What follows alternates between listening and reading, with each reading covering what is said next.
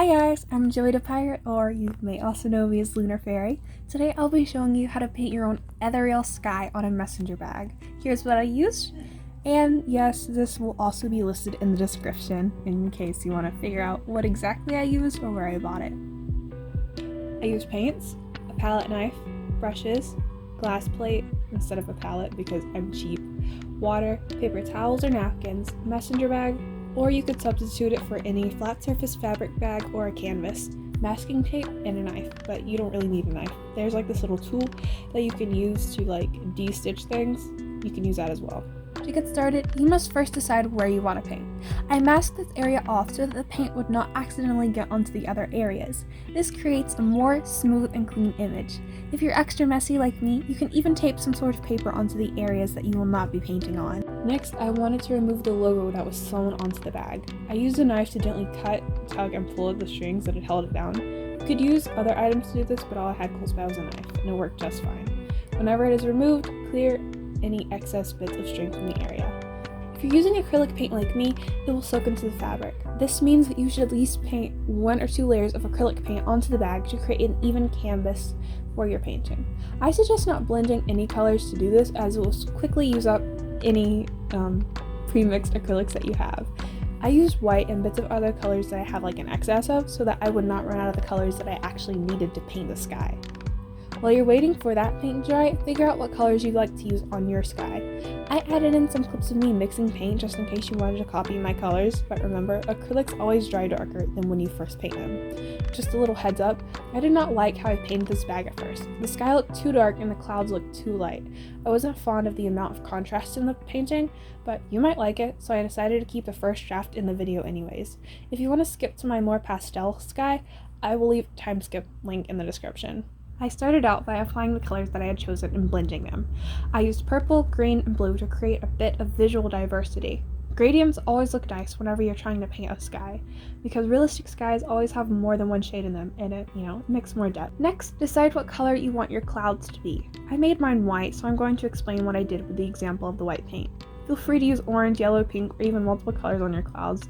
This is just what I use because I'm boring. When you begin to add the clouds, take some white paint and either dilute it with water until it becomes nearly transparent or blend it with some of the colors of the sky you're mixing. Like if you have a blue sky, add little bits of blue to white paint and create like a very, very light blue. If you want to, you could gently sketch over the dried paint layer with a pencil, marker, or a Jelly Roll pen to mark out what shapes you want your clouds to be. But in my experience, clouds should remain free and wild, so just do whatever pops in your head at the time.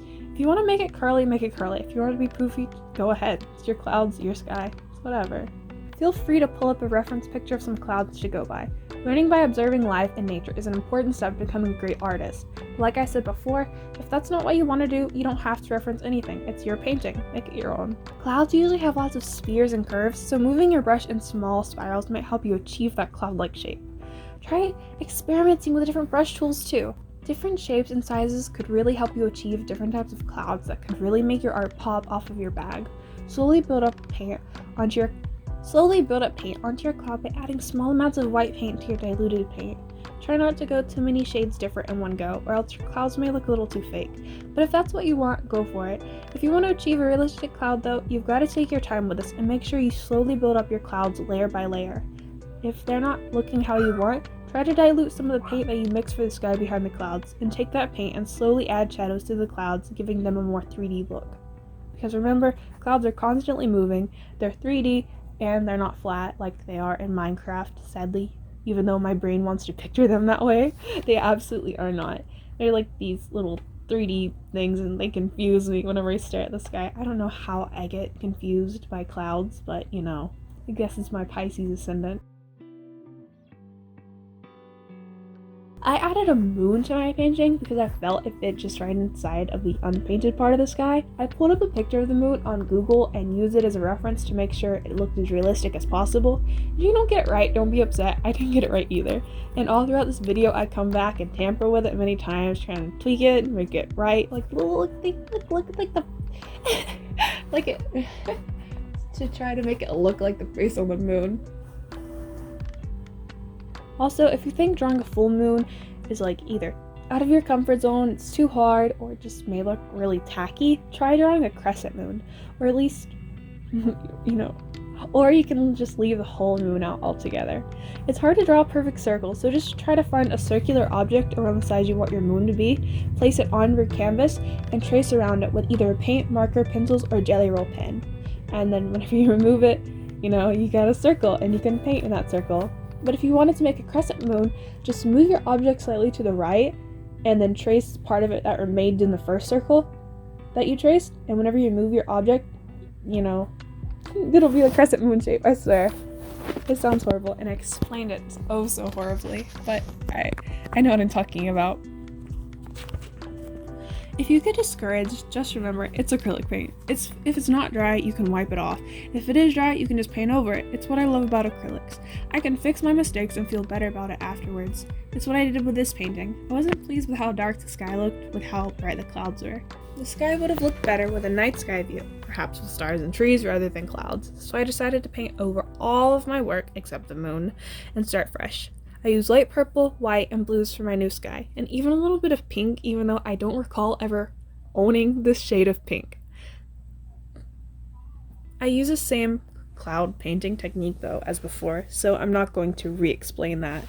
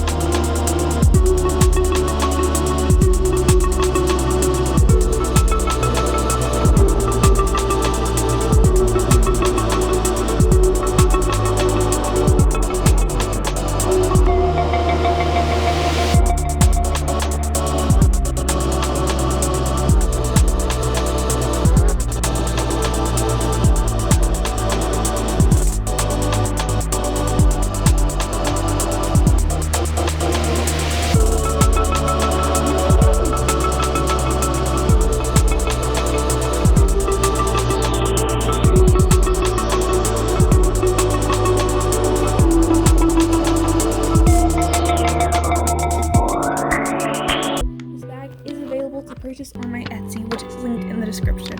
If you want to order the same bag, I'll list where I found it on Amazon. Also, all of the materials are listed in the description along with all of my social media.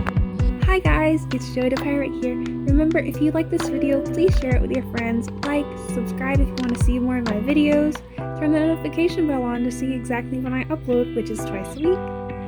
And thanks for watching. Bye!